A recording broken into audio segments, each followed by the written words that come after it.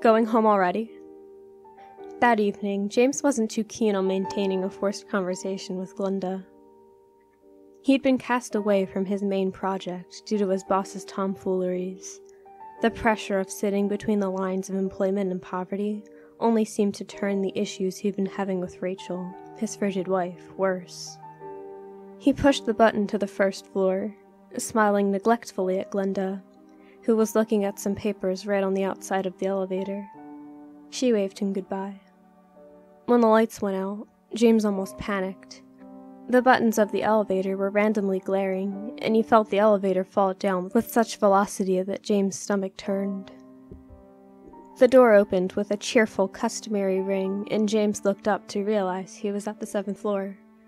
He tried pushing the button to the 1st floor, but his effort was unfruitful, and he stepped out, planning to annoy someone about the elevator's disruptions.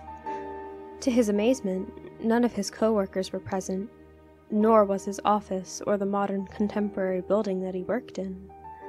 James was standing in the living room of his childhood's home, hands trembling while he held his briefcase. At the middle was the rusty table that Miss Mathis had given to his family, and he recognized the petunias his mother kept by the window. Sweat dripped through his body inside the suit he'd recently bought. Trembling, he looked up to notice a cake sat on the table, with the message, "Happy 7th birthday, James." When he heard the voices of his parents coming through the kitchen's threshold, he backed away, quickly stepping onto the elevator with tears streaming down his cheeks. He pushed random buttons whilst the elevator numbers glared eerily. Rumbling, the metal coffin went up as fast as it had gone down, echoing deeply when it came to a stop in haphazard places.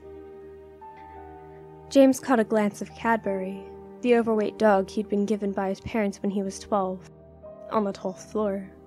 When the elevator stopped for only a pair of seconds on the 18th floor, doors opened and closed like a mad mouth. He just saw a glimpse of Katya, his girlfriend in college. The elevator quickly ascended, and the ring was followed by the opening of doors on the 40th floor. Going home already? He tried to yell in Glenda's direction, but she smiled vainly as if nothing abnormal was taking place. After that, he left the Devil's machine on command. He was crouching by the corner, arms around his knees, when the ascension stopped with a thump.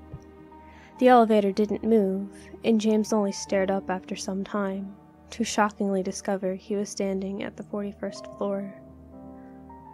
He found it very hard to continue his typical life after the uncanny event, mostly because when the metallic doors opened on the 41st floor to reveal a huge, colossal nothingness, James screamed.